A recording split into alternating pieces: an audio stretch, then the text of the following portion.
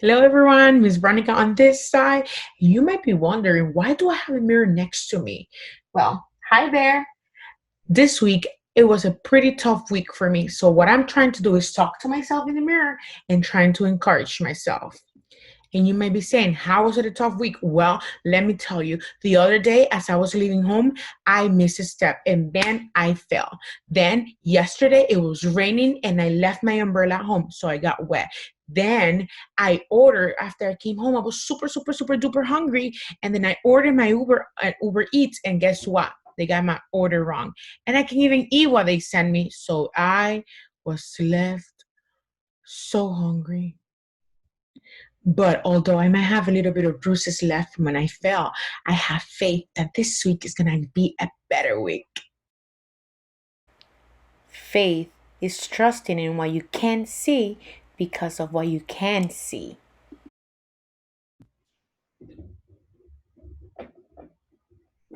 See? Better already?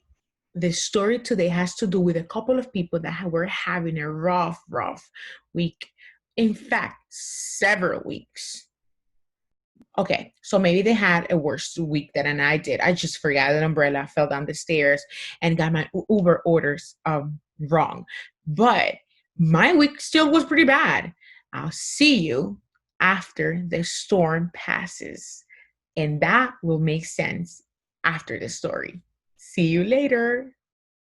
The Bible. It's 66 books of history, stories, letters, and poetry that fit together to form God's one big story. The epic adventure of how He created us and loves us so much that He made a way to rescue us.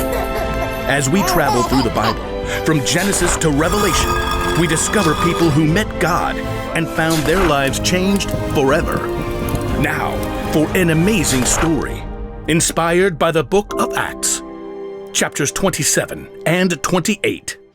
Paul faced many difficult days because he thought so boldly about Jesus. He was beaten, made fun of, thrown into jails, and run out of so many different towns.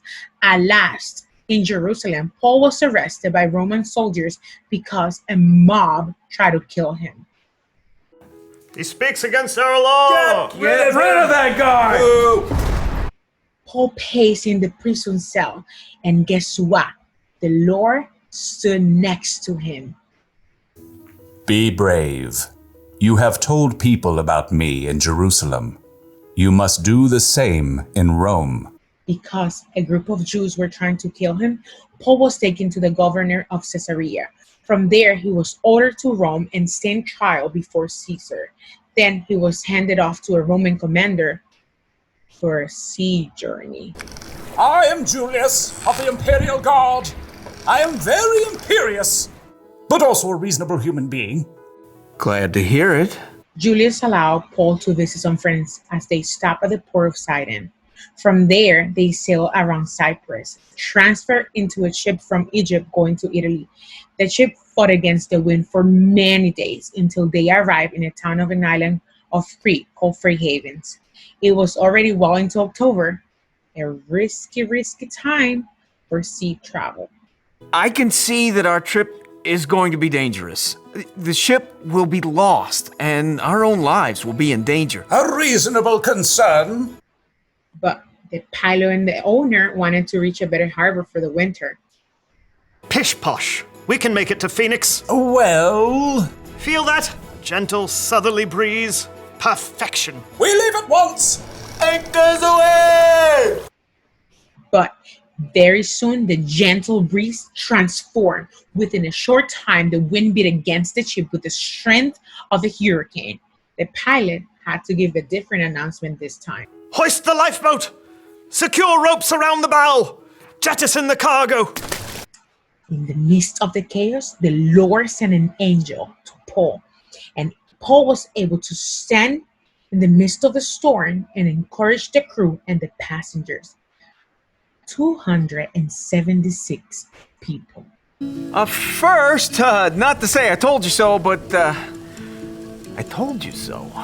Second, not a problem.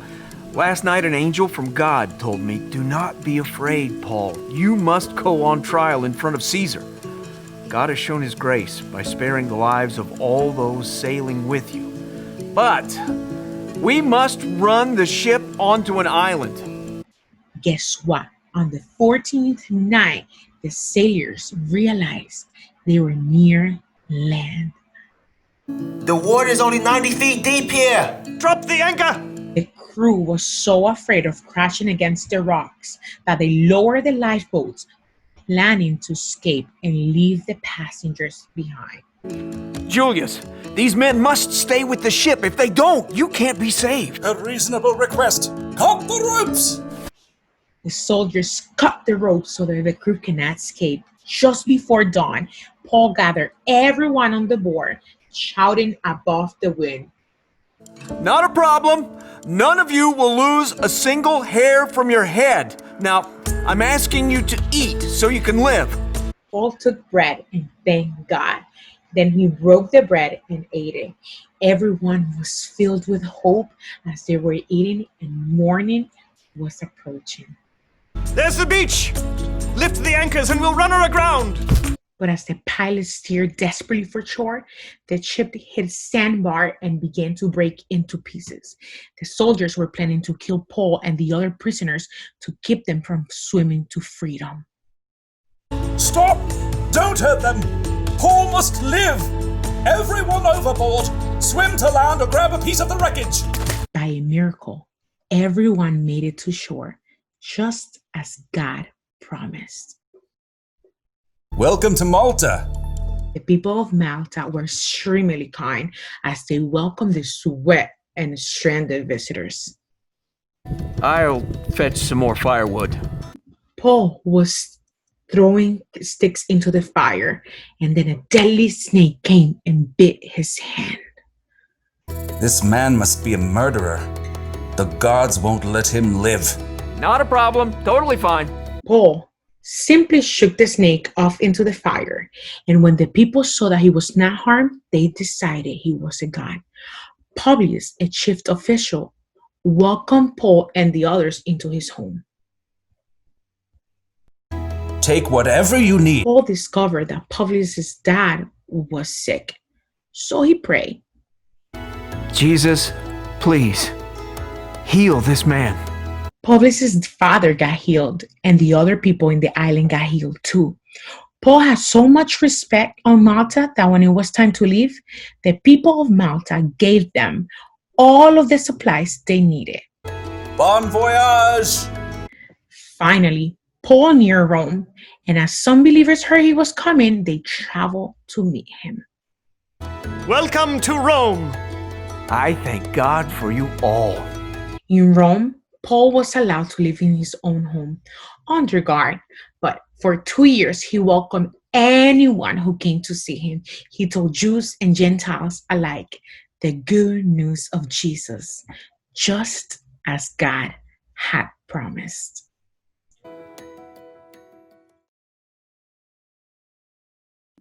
Okay, so a shipwreck is probably worse than living in my umbrella home.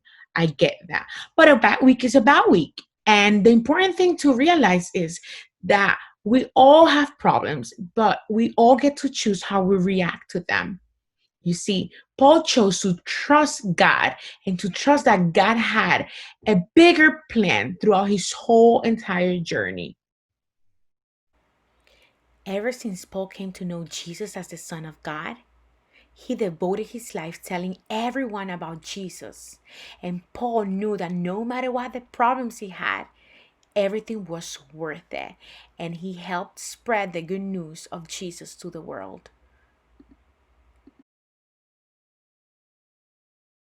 Paul didn't necessarily focus on the storm, the shipwreck, or the snake bite. There were problems, yes, but instead he chose to trust that God was leading him somewhere. He trusted that God had a plan. And Paul is not the only one that has a plan and that is able to shift the focus. We can too. When we hope to and trust in God, it changes the way that we look at our problems. And that is the one thing to remember today. Knowing Jesus changes the way you see your problems. Might be having a rough week, or you might be having a rough month, or you might be having a rough year. But it can help to take away the focus from our problems and put our focus onto Jesus. Remembering that God is with us can make things less hard and less scary. Remember, God got you. See you next time.